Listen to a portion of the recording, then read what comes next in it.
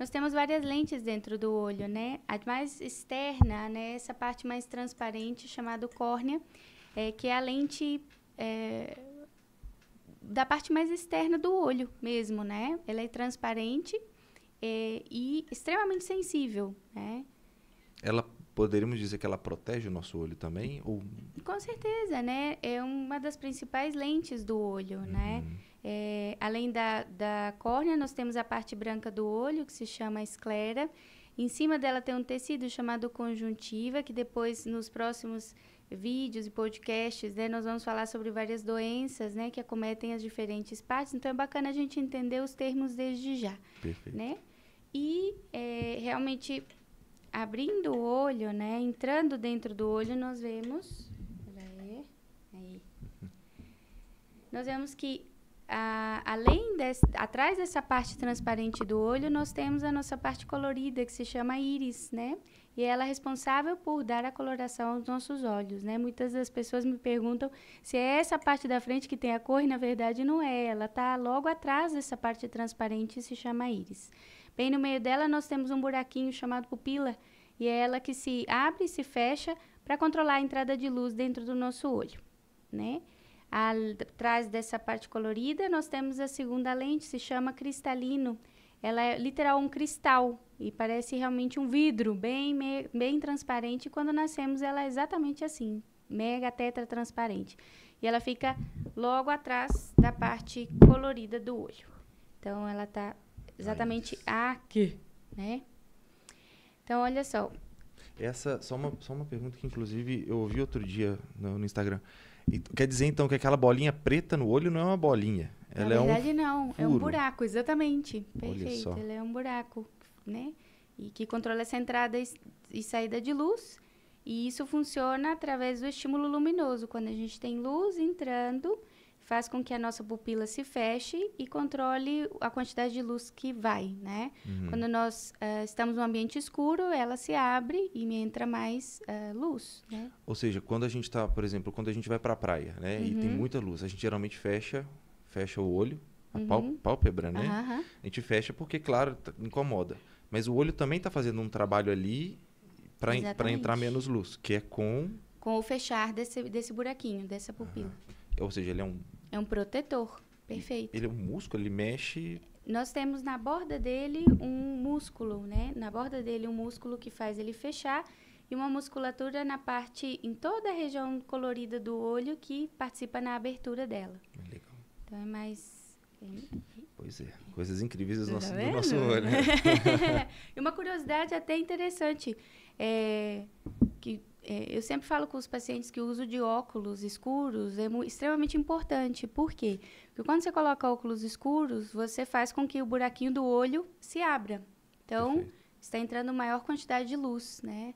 E se não tem uma proteção de luz ultravioleta nesses óculos que estão fazendo essa pupila, essa proteção abrir, né? Muita luz ultravioleta entra no olho e pode realmente provocar danos irreversíveis, inclusive. Nessa parte de dentro aí do olho, né? Exatamente, provocando alterações principalmente no motor do olho, que é a retina, né? Ou seja, fica aí um ponto de atenção, porque a gente às vezes encontra... Aproveitando a praia, né? É um lugar bom de ir também, né?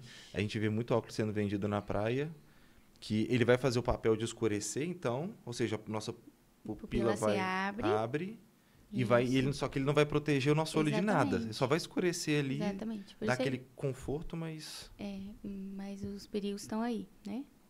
Realmente. Importante que as pessoas entendam isso. Tá vendo, gente? Eu aprendo muito sobre oftalmologia. Legal. E aí, entrando para dentro, né? Entrando para dentro. Indo para dentro. Aqui dentro do olho, nós temos uma gelatina. É uma espécie de gelatina, ela se chama humor vítreo e ela preenche realmente o nosso olho. E atrás e no entorno dessa gelatina, nós temos a estrutura chamada retina, que eu costumo falar para o paciente que é o motor do olho, né? O carro não anda sem motor e o olho não enxerga seu motor, que é a retina. Então, basicamente, o olho ele é uma estrutura que capta todas as informações, né? E elas são levadas através de grandes fios, né? Milhões de fios de visão, se juntam aqui atrás e se chama nervo óptico. E essas informações são processadas a nível do cérebro, bem na região occipital, tá? Então, o olho não é quem faz absolutamente tudo, né? É o grande órgão que capta essas informações. Quem transforma aquele estímulo que tem lá fora de luminoso é o cérebro, então, no final das contas. Na verdade, não. A retina, que é o motor do olho, ele é capaz de transformar o estímulo luminoso num estímulo elétrico. E é esse estímulo elétrico que é levado através dos fios da visão até a região occipital, e ali é que a informação é processada. Nossa, que legal. Então, olha, é muito interessante, eu falo, gente, o olho é apaixonante mesmo, porque a retina é um órgão tão pequenininho, com células e estruturas tão pequenininhas, mas ninja, capaz de fazer justamente através do seu funcionamento, transformar um estímulo luminoso em algo elétrico. Muito ninja, né? O corpo é muito perfeito, né, mesmo, né? Muito louco. Você muito pensa legal.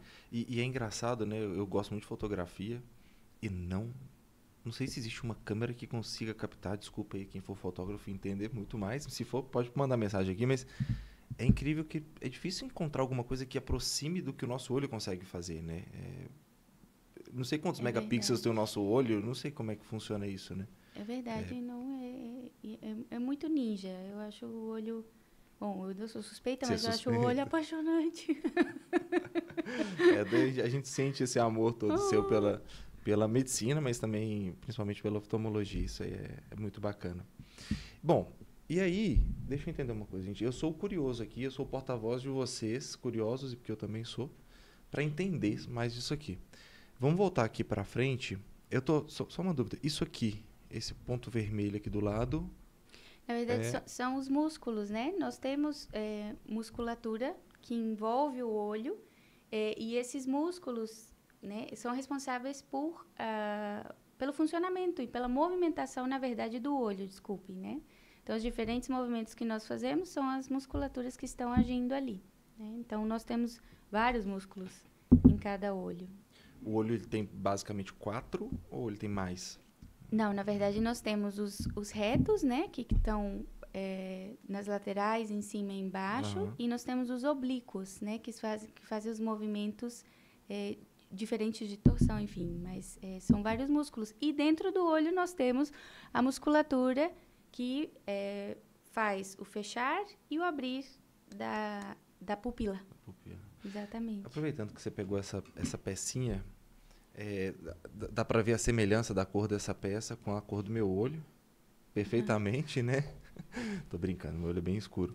Mas tem até uma pessoa que mandou uma pergunta aqui. Aqui, ó, caí nela. A pergunta é: olho claro é mais fraco? Tem alguma coisa a ver?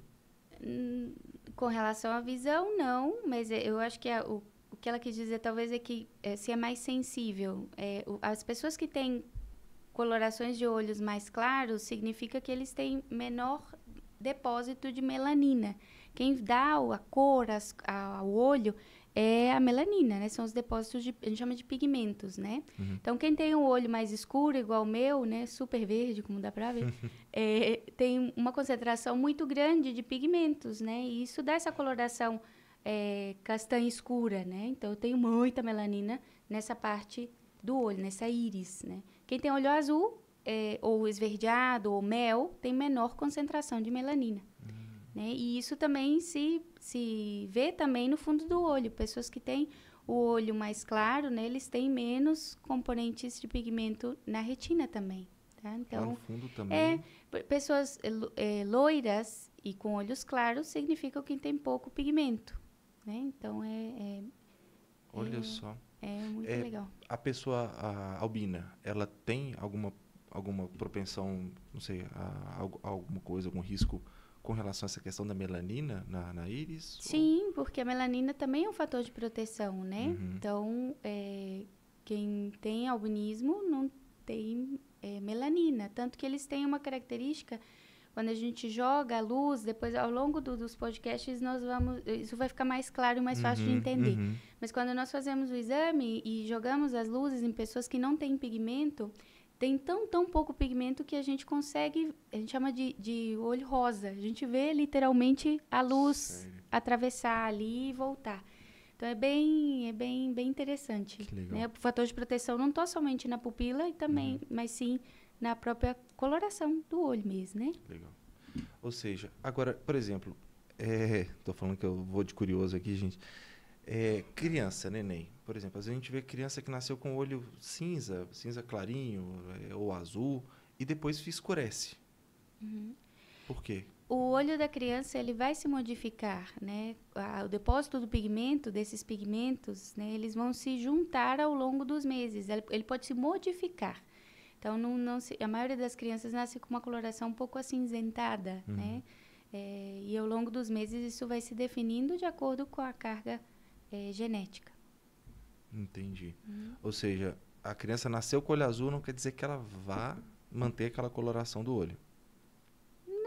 Ele vai se modificar, né? De alguma forma modifica. Exatamente. Entendi. Ou seja, não é para as mães se preocuparem se a cor do filho se a cor do olho do filho começou a mudar, não é uma preocupação. Não, ele vai se modificar nos primeiros meses de vida, sim, né? E a coloração pode mudar mesmo, né? Então é esperado. É esperado. Não tem como, exatamente, não tem como definir a cor do olho da criança já ao nascimento, nas primeiras semanas de vida ali. A gente vê uma coloração mais acinzentada que vai se modificando com o passar das semanas, né?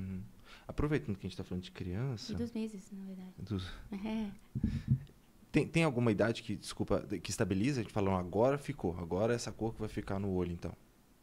Não é uma coisa assim, né? Tão... Na medicina, nunca nem sempre, né, meu amigo? É difícil falar, né? Cada corpo responde de uma maneira, né? Mas os primeiros meses, eles são determinantes, né? Para o depósito desse pigmento nas crianças. Bacana. Bom, já que a gente está falando de criança, a Karen perguntou aqui, ó. A partir de que idade eu tenho que ir ao oftalmo? Ela ou a filha? Talvez. Não, deve estar perguntando, talvez tenha filha, né? Bom, depende, né?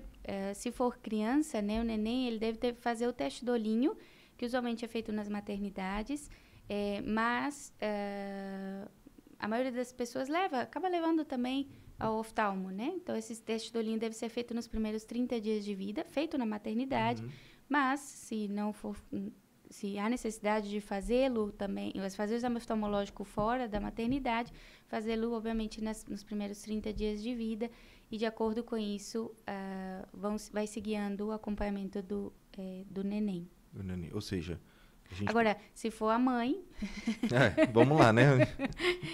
Se for a mãe, o ideal é a avaliação oftalmológica inicial, e de acordo com isso, se não tiver alguma alteração que precise de um acompanhamento mais próximo, avaliação anual. E com os exames